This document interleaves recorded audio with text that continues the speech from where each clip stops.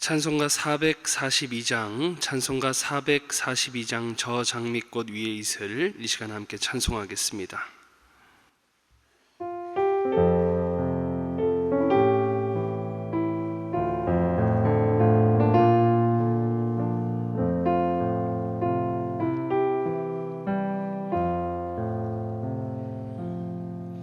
저 장미꽃 위에 있을 아직 맺혀 있는 그때에 귀에는 이 소리 들리니 주 음성 분명하다.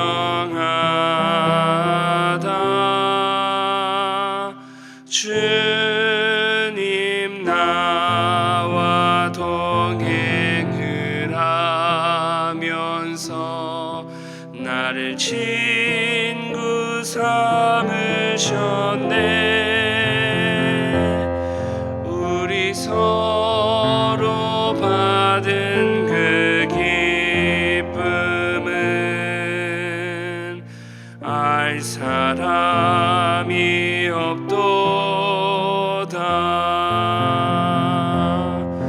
그 정한 주의 음성 우는 새도 잠잠케 한다. 내게 들리던 주의 음성이 늘 귀에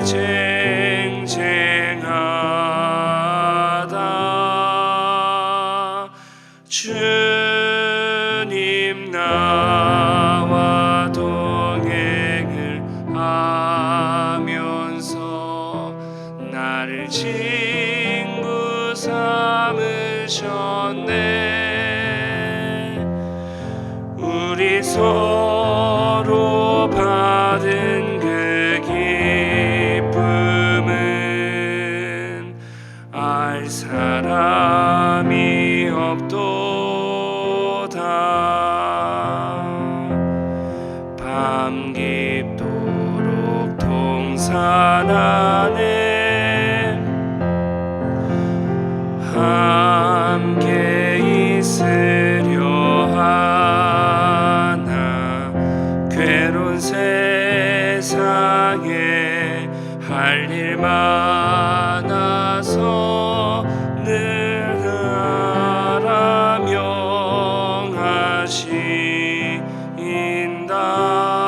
명하신다. 주님 나와 동행을 하면서 나를 친구 삼으셨네. 우리 서로 받은 그 기쁨은 알 사람이 없도다. 아멘. 기도하겠습니다. 사랑과 은혜가 풍성하신 하나님 아버지, 감사합니다. 오늘도 하나님의 풍성한 사랑과 은혜를 따라 우리를 은혜의 자리로 인도해 주시니 감사를 드립니다. 하나님, 오늘 여러 가지 삶의 문제로 피곤한 우리의 심령에 은혜의 담비로 역사하여 주옵소서. 이 시간 말씀을 들음으로 우리에게 은혜 베푸시기 원하시는 하나님을 분명히 깨닫게 하시고 의지하게 하는 시간 되게 하여 주옵소서. 말씀을 붙잡고 기도할 때 선한 응답의 역사 누리는 우리 모든 성도들 되게 하여 주옵소서. 그래서 우리 삶의 모든 영역 가운데 하나님의 은혜를 누리고 또 그 받은 은혜를 축복의 통로가 되어 흘려보내는 우리 대전중앙교회 되게 하여 주옵소서. 감사드리며 우리의 구원자 되신 예수 그리스도의 이름으로 기도드리옵나이다. 아멘. 오늘 함께 보실 하나님의 말씀 이사야 6장 1절에서 13절까지 말씀입니다. 이사야 6장 1절에서 13절까지 말씀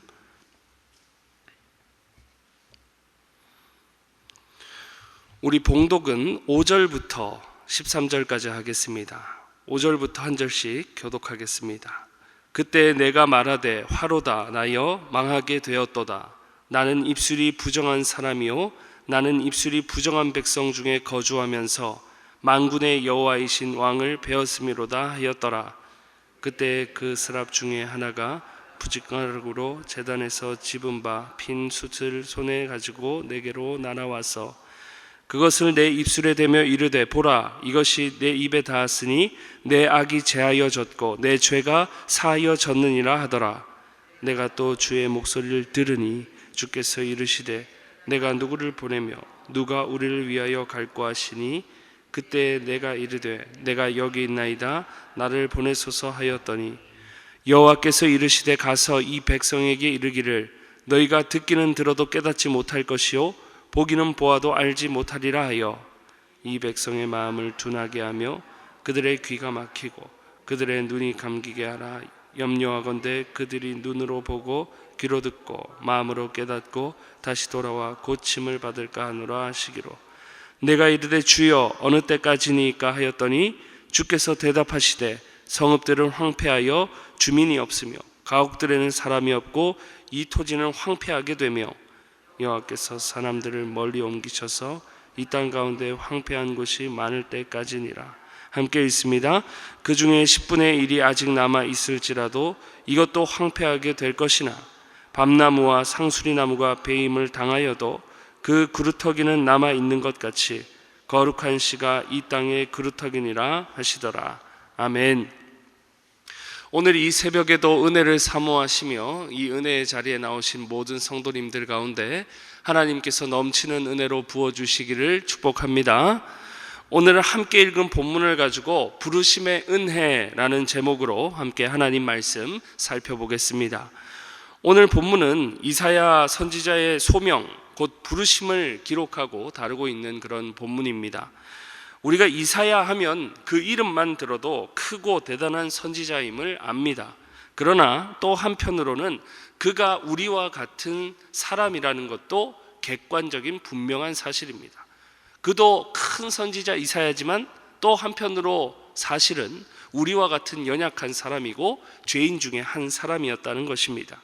바로 이 두 측면, 그저 죄인 중에 한 사람에 불과한 그가 이스라엘의 역사에 있어서 존경받는 하나님의 큰 선지자가 될 수 있었던 것은 바로 그 기준점은 하나님의 은혜의 부르심이라는 것입니다.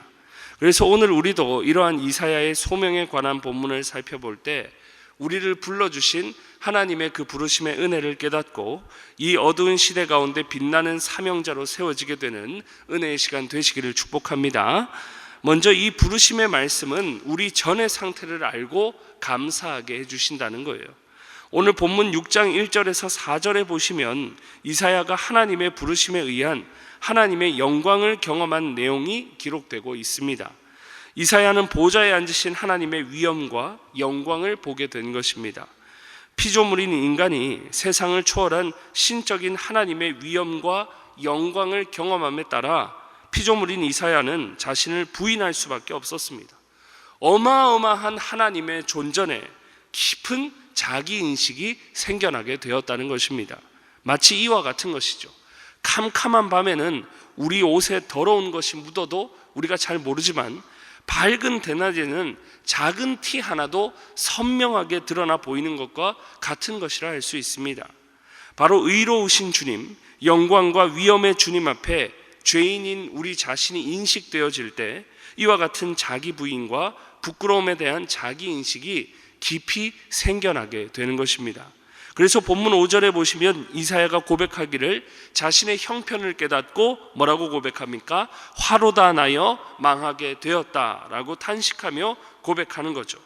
이사야는 그렇게 의 그 자체이시며 하나님의 영광의 위엄 앞에 한낱 피조물이자 죄인으로서 자신은 입술이 부정한 자이고 또 부정한 백성들 사이에 거하는 똑같은 죄인 중에 하나임을 고백하지 않을 수가 없었던 것입니다. 이사야 외에도 하나님의 부르심을 입어서 하나님의 위엄과 영광을 직면한 에스겔이나 요한도 마치 죽은 자와 같이 영광스러운 하나님 앞에 엎드려질 수밖에 없었습니다. 왜냐하면 피조물이자 죄인이기 때문이죠. 이처럼 하나님의 부르심에 의한 하나님과 피조물의 사람의 만남을 통해 알 수 있는 한 가지 사실은 극명한 대조, 분명한 대조를 나타낸다는 사실입니다. 이걸 바꿔 말씀드리면 이런 말입니다. 하나님의 부르심을 입은 자만이 자신이 가능성 없는 죄인임을 깊이 깨달을 수 있다는 사실입니다. 그래서 성경은 자주 우리가 부르심을 입기 전과 후를 비교해서 말하곤 하죠. 베드로전서 2장 10절의 말씀입니다. 너희가 전에는 백성이 아니더니 이제는 하나님의 백성이요 전에는 긍휼을 얻지 못하였더니 이제는 긍휼을 얻은 자니라. 우리를 어두운 데서 불러내어서 기이한 빛에 들어가게 하신 이 부르심이 절대 기준이 되어서 부르심 전에는 백성이 아니더니 부르심을 받은 이제는 하나님의 백성이 되었고, 또 부르심 전에는 긍휼을 얻지 못했지만 부르심을 받은 후에는 긍휼을 얻은 자가 된 줄로 믿습니다. 부르심을 입기 전에는 이렇게 모두가 죄의 종이었지만 부르심을 입은 이제 우리의 주인은 영원한 생명이시며 복의 근원이시며 만유의 주님이십니다. 우리의 체질을 봐도 그렇습니다. 시편 103편 14절에 보면 이렇게 기록해요. 이는 그가 우리의 체질을 아시며 우리가 단지 먼지뿐임을 기억하심이로다. 그러니까 하나님께서 우리를 불러주시지 않으셨으면 우리는 그저 의미 없는 먼지에 불과하고 멸망당할 죄인에 불과한 그런 존재인 것입니다. 그렇다면 여러분, 이런 소망 없는 깊은 자기 인식에서 끝날까요? 그렇지 않습니다. 하나님의 존전에서 하나님의 영광과 위엄 앞에 자신이 가망성이 없는 죄인임을 인식하고 겸손히 인정하는 자는 하나님께서 그 사람에게 소망이 되어 주신다는 사실입니다. 그래서 본문 6절과 7절에 보시면 이사야가 자신이 망하게 된 죄인임을 하나님 앞에 겸손히 인정하고 고백했을 때 하나님은 거기서 멈추지 않으시고 스랍 곧 천사를 통해서 부정한 이사야의 죄악을 사하여 주시는 장면을 우리가 분명히 볼 수 있게 되는 것입니다. 하나님의 부르심에 의해 하나님을 만난 이사야, 그 앞에 자신의 자금을 알고 주님의 크심을 인정함으로 이사야는 죄사함의 은총을 입었던 것입니다.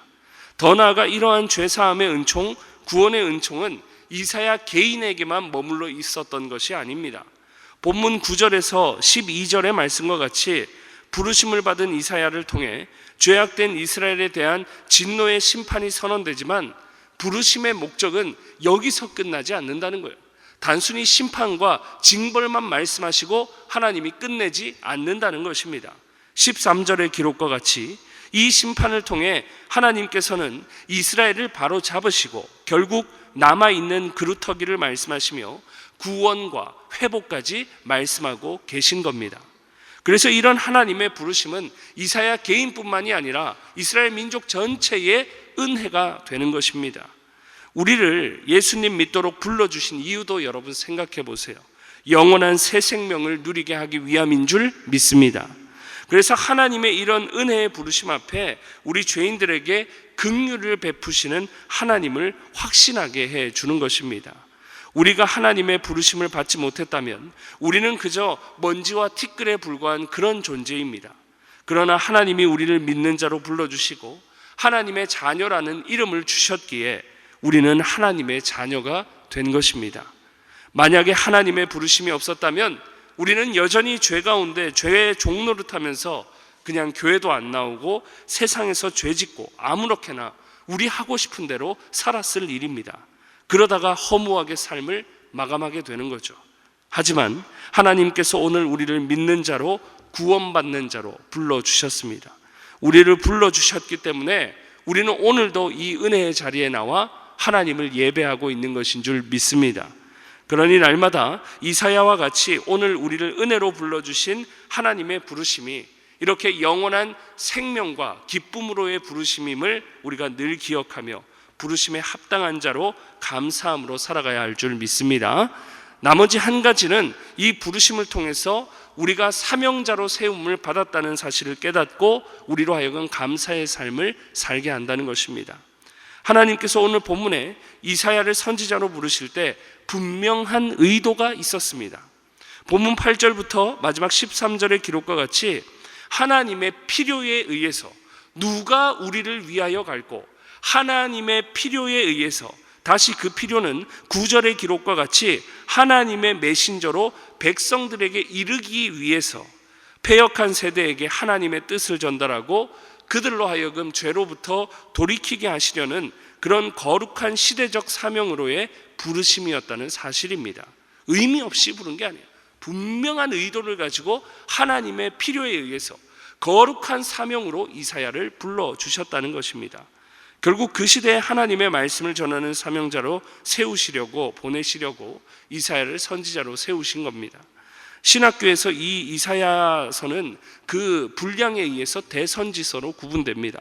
또 이사야의 활동이나 신약에서의 인용을 볼 때 큰 선지자임을 우리가 알 수 있죠. 신약에 등장하는 세례 요한이 소개될 때도 광야에 외치는 자의 소리, 주의 길을 예비하는 자라는 말씀이 전부 이사야서를 인용한 것입니다. 또 복음서의 예수님의 탄생과 관련해서 구원자 메시아에 대한 말씀이 전부 이 이사야서를 인용합니다. 이 모든 인용된 사례를 볼 때 이사야 선지자는 이스라엘 유대인들에게 엘리야나 엘리사와 버금갈 만한 크고 위대한 선지자임을 우리는 알 수 있는 거죠. 그렇다면 이사야 선지자가 이스라엘에서 이렇게 중요하게 평가될 만큼, 큰 선지자로 평가될 만큼 이러한 세움을 받을 수 있었던 이유가 여러분 무엇이겠습니까? 그것은 바로 하나님의 은혜의 부르심에 기인하는 줄 믿습니다. 아브라함이 믿음의 조상이라는 타이틀을 거머쥘 수 있었던 것, 그래서 수많은 사람들의 신앙의 선조가 될 수 있을 만큼 믿음의 삶으로 영향력 있게 살아갈 수 있었던 것도 하나님의 은혜의 부르심에 기인하고 있는 것입니다. 예수님의 제자들도 보면 여러분 동일해요. 우리가 대단하게 생각하는 사람으로 오신 예수님을 옆에서 보고 만지고 실제로 따르는 제자가 그렇게 제자 될 수 있었던 가장 결정적인 요인은 어부 생활이나 하던 세금이나 거두어 드리던 예수님께서 그들을 불러주셨고 그들이 예수님의 그런 부르심에 예하고 따라간 것이 그들을 제자 되게 하는 영광을 누리게 했던 것입니다. 결국 주님의 부르심이 그들로 제자의 삶이라는 가치 있는 사명자로 세워준 것입니다. 결국 이사야나 아브라함이나 예수님의 제자들이나 전부 은혜의 부르심으로 인해서 무의미했던 이전과는 다른 최고의 가치 있는 사명자로서의 삶을 살 수 있게 했던 것입니다. 그래서 데살로니가전서 2장 12절에도 우리의 부르심의 목적에 대해서 분명하게 이렇게 소개합니다. 이는 너희를 부르사 자기 나라와 영광에 이르게 하시는 하나님께 합당히 행하게 하려 함이라. 그러니까 우리의 부르심의 목적이 분명하게 한 거예요. 의미 없이 부르신 게 아니라 하나님 앞에 거룩한 사명자로 합당하게 살아가기 위해서 저와 여러분들을 불러주신 줄 믿습니다. 그러니 여러분, 우리는 날마다 기쁨과 영광으로 사명자로 살아갈 수 있는 것도 전부 하나님의 은혜의 부르심이라는 사실을 우리는 늘 기억해야 됩니다. 사랑하는 여러분, 오늘 이 말씀을 통해서 이 부르심의 말씀 앞에, 이사야의 소명의 말씀 앞에 우리는 두 가지 분명한 사실을 발견하게 되었습니다. 죄인이었던 우리를 부르심으로 구원해 주셨다는 사실과, 그리고 우리를 부르시는 데서 끝나지 않고 거룩한 삶으로 우리를 초대해 주셨다는 사실입니다. 그렇다면 오늘 이 시대에 우리는 믿는 자로서 하나님의 자녀로 불러주셨음에 감사하며 복되고 영광스러운 사명자로서 합당하게 하나님 앞에 살아가야 되는 것인 줄 믿습니다. 그러나 여러분, 이런 사명자로 살아가는 것, 우리가 이해하고 아는 것만큼 실제 삶으로 살아가기란 쉽지가 않습니다. 부르심의 은혜에 대한 결핍을 겪을 때가 우린 참 많다는 거예요. 교회 다니면서도 우리는 우리 안에 잔재하는 죄의 욕망 때문에 우리 자신의 의를 늘 드러내려고 하고 우리가 주인 되려고 하는 것입니다. 우리가 또 어디로 부르심을 받았습니까? 직장으로도 부르심을 받은 것이고 가정으로도 우리는 부르심을 받은 그런 사명자들입니다. 그런데 직장에서도 가정에서도 우리가 결핍될 때가 자주 있다는 거예요. 부르심의 은혜가. 그래서 내가 주인이 되려고 하고 내 기분대로 내 마음대로 하려고 하는 그런 일들이 발생하는 거죠.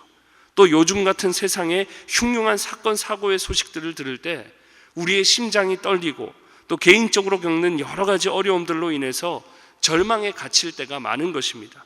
그로 인해서 마치 이사야가 이 고백한 것과 같이 화로다 나여 망하게 되었도다. 우리 이러한 형편 가운데 놓이며 탄식할 때가 얼마나 많이 있습니까? 그러면서 자주 부르심의 은혜를 망각하게 되는 것입니다. 결국에 드는 생각, 부르실 때는 언제이고 왜 괴롭게 하시는지 원망하는 상황에까지 이르게 되는 것입니다. 그렇다면 여러분, 이런 형편에 놓인 우리에게 답은 무엇일까요? 다른 것 없습니다. 이 부르심의 은혜의 말씀을 붙잡는 것인 줄 믿습니다. 여러분, 우리에게 다른 방법 없어요. 말씀을 붙잡는 것입니다. 오늘 말씀에 드러난 이사야의 모습과 같이 부르심을 받은 그때를 말씀 앞에서 기억하고 부르심의 은혜를 회복하는 것을 구하는 것인 줄 믿습니다. 그래서 날마다 우리는 말씀 앞에 서기를 힘써야 되는 거예요. 은혜의 자리에 나와서 함께 기도하고 말씀 듣기를 힘쓸 때 하나님께서 부르심의 은혜를 우리로 하여금 다시금 기억하게 하시고 우리로 복되고 영광스러운 사명자로 살게 하실 줄 믿습니다. 그러니 이 부르심에 대해서 분명히 은혜를 증거하시는 하나님의 이 말씀을 붙잡고 일평생 주님이 기뻐하시는 사명자로 살아가실 때 하나님께 영광이 되고 우리 삶의 동서남북 모든 영역에서 하나님의 은혜를 드러내는 자로서 서게 되는 저와 여러분의 삶이 되시기를 간절히 축복합니다. 기도하겠습니다. 이 시간 함께 합심해서 기도하실 때 주신 말씀 붙잡고 함께 기도하겠습니다. 오늘 말씀과 같이 우리를 불러주신 하나님의 은혜를 기억하고 되새기며 날마다 부르심에 합당한 자로 살아가게 하여 주옵소서. 비록 연약하여 자주 결핍을 겪지만 말씀 앞에 설 때마다 나 같은 죄인을 불러주신 하나님의 은혜가 넘쳐나게 하시고 그래서 삶의 모든 영역 가운데 부르심에 합당한 자로 복되고 영광스러운 인생으로 서게 하옵소서. 말씀 붙들고 기도하시고 특별히 계속해서 진행되고 있는 우리 제주 단기 선교를 위해서 기도하기 원합니다. 하나님 은혜를 베푸셔서 모든 날씨와 모든 하나님 과정을 세밀하게 간섭하시고 주장하여 주셔서 제주 선교를 통해서 하나님의 영광이 드러나게 하시고 이 선교를 통해서 섬기는 모든 손길들 하나님 지켜 보호하여 달라고 우리 선교를 위해 기도하시고 또 우리나라와 민족을 위해서 기도하실 때 위정자들에게 하나님 경외하는 마음 주시고 하나님 성경에 반하는 그러한 악법들이 제정되지 않도록 주님께서 은혜를 베풀어 달라고 우리 나라와 민족을 위해서 우리 제주 단기 선교를 위해서 또 말씀 주신 말씀 붙잡고 우리 시간 간절히 주여 한번 부르시고 기도하며 나아갑니다. 주여. 하나님 아버지 은혜와 사랑을 감사드립니다. 오늘도 말씀 앞에서 우리에게 부르심의 은혜를 깨닫게 하시니 감사드립니다. 우리의 죄인된 형편을 깨닫게 하시고 하나님 앞에 겸손히 우리를 인정할 때에 하나님께서 우리에게 구원의 은혜를 베푸시는 것도 전부 이 부르심의 은혜에 기인한다는 사실을 알게 하시니 감사합니다. 또한 우리를 부르셨을 뿐만이 아니라 거룩한 사명자로서의 초대하심으로 거룩한 사명, 복되고 영광스러운 삶으로 불러주신 은혜를 생각할 때 하나님 감사드립니다. 날마다 하나님 우리가 살아가면서 우리의 의를 드러내려고 하고 우리를 주장하려고 할 때마다 하나님 날마다 이 부르심의 말씀을 기억하게 하여 주옵소서. 또한 여러 가지 하나님 일들로 인해서 우리가 절망 가운데 놓이고 힘든 형편 가운데 놓여서 은혜를 망각할 때도 우리를 전과 같이 하나님 불러주시고 이제는 다른 새로운 삶을 살게 하신 그 큰 부르심의 은혜를 기억하게 하셔서 이 말씀 앞에 설 때에 부르심의 은혜를 확인하고 주님을 의지할 때마다 하나님이 우리에게 베풀어 주시는 놀라운 은혜, 우리를 은혜로 불러주시고 우리를 영원한 구원으로 부르신 하나님의 은혜를 되새기며 그 은혜 안에 거하며 부르심을 받은 자로 합당하고 거룩하게 살아갈 수 있는 하나님의 하늘의 은총으로 역사하여 주옵소서. 하나님 우리 교회가 제주 단기 선교를 진행하는 가운데 있습니다. 하나님 모든 과정 가운데 세밀하게 간섭하여 주시고 모든 날씨와 모든 프로그램 가운데 하나님께서 함께하여 주셔서 형통하게 진행되게 하시고 이 선교를 통해서 제주 지역 가운데 주님의 몸된 교회가 다시 한번 살아나고 세워질 수 있는 귀하고 복된 하나님 사역이 될 수 있도록 주께서 이 선교 사역 가운데 함께하여 주옵소서. 이 선교 사역을 통해서 하나님 섬기기를 원하는 우리 사랑하는 종들 하나님 기억하여 주시고 그들에게 능력과 건강의 복을 더하여 주셔서 섬기는 동안 하나님이 주시는 기쁨과 능력으로 감당할 수 있게 주님 은혜를 허락하여 주옵소서. 우리나라 가운데 위정자들에게 하나님 경외하는 마음 주시고 하나님 악법들이 제정되지 않도록 주의 성령께서 막아주시고 온전히 하나님 우리나라 가운데 하나님의 공의와 인자가 하수같이 흐르는 귀하고 복된 나라로 세워지게 하여 주옵소서. 더욱 우리나라가 복음화되게 하시며 주님의 영광을 위해 함께 달려갈 수 있는 우리나라로 주님께서 세워 주옵소서. 매주 월요일은 성도들의 가정과 또 지역사회를 위해 기도하는 날입니다. 이 시간 함께 기도하실 때 이번 한 주간도 모든 성도들의 가정이 하나 되고 자녀들이 형통하며 영육간에 강건하게 하옵소서. 성도들의 생업과 사업장마다 하늘문을 여시고 복 내려 주옵소서. 성도들이 서는 곳마다 예수님의 향기를 나타내어 지역사회가 복을 받게 하옵소서. 그리고 계속해서 담임 목사님을 위해 기도해 주시고 함께 동역하시는 장로님과 교역자들이 서로 사랑으로 하나 되어서 온 교회가 성령 충만으로 부흥의 역사를 이루게 해달라고 성도의 가정과 지역사회를 위해 합심으로 기도하신 후에 자유롭게 기도하시면 되겠습니다. 이 시간 기도하실 때 먼저 저를 따라해 주시기 바랍니다. 주여 문을 열어 주옵소서. 주여 문을 열어 주옵소서. 주여 문을 열어 주옵소서. 주여 문을 열어 주옵소서. 다 같이 주여 한번 부르시고 합심으로 기도합니다. 주여. 하나님 아버지, 이번 한 주간도 우리 모든 성도들의 대전중앙의 모든 성도들의 가정이 하나님 살아나게 하시고 하나님의 은혜로 세워지는 역사가 있게 하여 주옵소서.